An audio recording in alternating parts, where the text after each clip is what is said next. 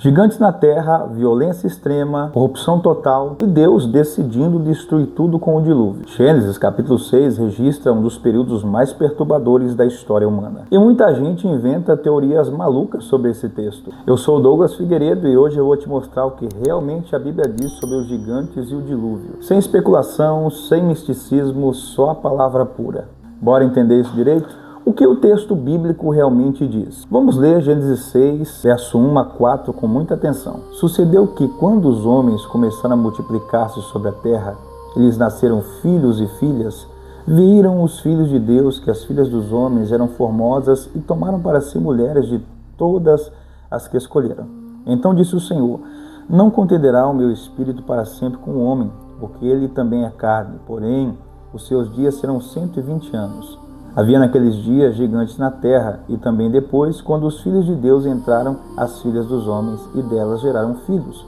Estes eram os valentes que houve na antiguidade, os varões de fama. 3 perguntas surgem imediatamente. Quem eram os filhos de Deus? Quem eram os gigantes? E por que isso levou ao dilúvio? Vamos com calma, a expressão filhos de Deus aqui tem gerado debates. Existem 2 interpretações principais entre os estudiosos bíblicos. A primeira interpretação eram os descendentes piedosos de Sete, filhos de Adão, que se casaram com as descendentes ímpias de Caim. A mistura seria espiritual, crentes se unindo com descrentes, desobedecendo a separação que Deus ordenara. A segunda interpretação se refere a seres angelicais que, de alguma forma incompreensível, tomaram forma humana. Essa é sustentada por textos como Jó 1 e 6 e 2 e 1, onde os filhos de Deus são claramente anjos. Eu me inclino para a primeira interpretação, descendente de Sete com descendente de Caim. Porque Jesus foi claro em Mateus 22 e 30, que os anjos nem casam e nem se dão em casamento. A natureza angelical não permite reprodução física. O ponto central não é quem eram exatamente, mas qual foi o resultado, corrupção total da humanidade, os gigantes e a violência. O texto diz que haviam gigantes na terra. A palavra hebraica é nefilim, que literalmente significa caídos, ou que caem sobre os outros, ou seja, homens violentos e opressores. Eram homens de estatura física grande? Provavelmente sim. Números 13 e 33 confirma que existiam homens grandes na terra de Canaã. Isso séculos depois. Mas o foco do texto não é o tamanho físico, é o caráter. O versículo 4 chama esses homens de valentes e varões de fama. Eram guerreiros poderosos e dominadores que impunham sua vontade pela força. Agora olha o versículo 5. Viu o Senhor que a maldade do homem se multiplicara sobre a terra, e que toda a imaginação dos pensamentos do seu coração era só má continuamente. Toda a imaginação só má continuamente. Isso é radicalidade de pecado. Versículo 11. A terra estava corrompida à vista de Deus e cheia de pecado, e cheia de violência. A palavra hebraica para violência é Hamas. Opressão, crueldade, injustiça. A sociedade pré-diluviana havia chegado num ponto onde não havia mais temor de Deus, não havia mais lei, não havia justiça. Os fortes dominavam os fracos, a imoralidade era total e a violência era constante. E olha que revelação importante. Versículo 3 diz que Deus declarou: os seus dias serão 120 anos. Deus deu 120 anos de aviso. Enquanto Noé construía a arca, ele também pregava arrependimento. Em 2 Pedro 2 e 5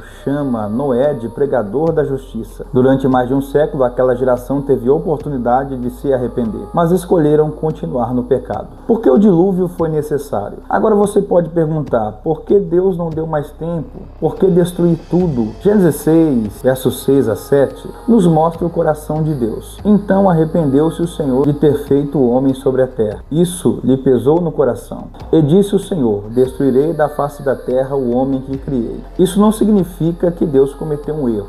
Significa que ele estava profundamente entristecido com a escolha da humanidade. O pecado tinha atingido um nível irreversível. Mas olha a misericórdia no meio do julgamento. Versículo 8. Noé, porém, achou graça aos olhos do Senhor. Um homem justo, uma família preservada, e através deles toda a humanidade seria recomeçada. Versículo 9, Noé era varão justo e perfeito em suas gerações, andava com Deus. Deus ordenou Noé construir a arca. As dimensões eram enormes, 135 metros de comprimento, 22 metros de largura, 13 metros de altura, uma estrutura gigantesca que levou décadas para ser construída. Durante todo este tempo, Noé pregava. Hebreus 11:7 diz: pela fé, Noé, divinamente avisado das coisas que não se viam, temeu e para a salvação de sua família preparou a arca, pela qual condenou o mundo. A arca condenava o mundo? Sim, porque a sua própria existência era um sermão silencioso. O julgamento está vindo.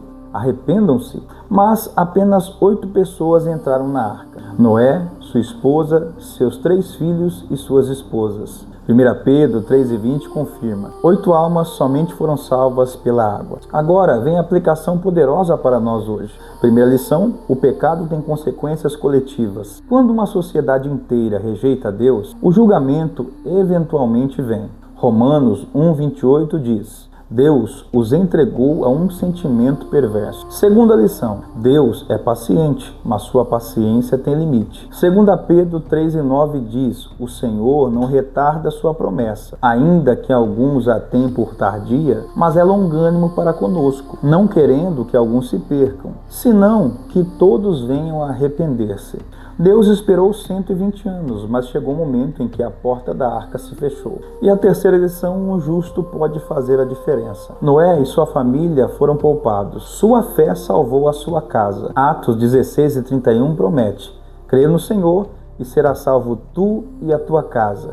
E quarta lição: Jesus comparou seus dias como os dias de Noé. Mateus 24:37-39: como foi nos dias de Noé, assim será também a vinda do Filho do Homem. Porquanto, assim como nos dias anteriores ao dilúvio, comiam, bebiam, casavam-se e davam-se em casamento, até o dia em que Noé entrou na arca, e não o perceberam até que veio o dilúvio e os levou a todos. O que caracterizava os dias de Noé? Vida normal, ninguém levando o aviso a sério e destruição repentina. Hoje, vivemos dias semelhantes. A sociedade continua no pecado, zombando de Deus, vivendo como se não houvesse julgamento. Mas a Bíblia é clara: Jesus voltará. A diferença é que no tempo de Noé a salvação era através da arca. Hoje, a salvação é através de Jesus Cristo. João 10:9, Jesus diz: eu sou a porta. Se alguém entrar por mim, salvar-se-á. Então, resumindo tudo que vimos, Gênesis 6 mostra uma geração totalmente corrompida pelo pecado. Deus esperou 120 anos pregando através de Noé.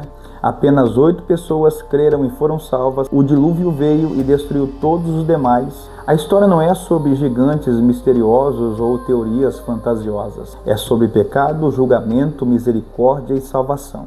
E a mensagem para nós é urgente: Jesus está voltando. A arca ainda está aberta e seu nome é Jesus Cristo. Mas haverá um momento em que a porta se fechará. Você já entrou pela porta da salvação? Já aceitou Jesus como seu Senhor e Salvador? Se esse vídeo tocou seu coração, deixa seu like. Compartilha com alguém que precisa ouvir essa mensagem e já se inscreve no nosso canal. Nos comentários me conta qual lição essa história mais impactou você. A arca de Noé salvou 8 pessoas.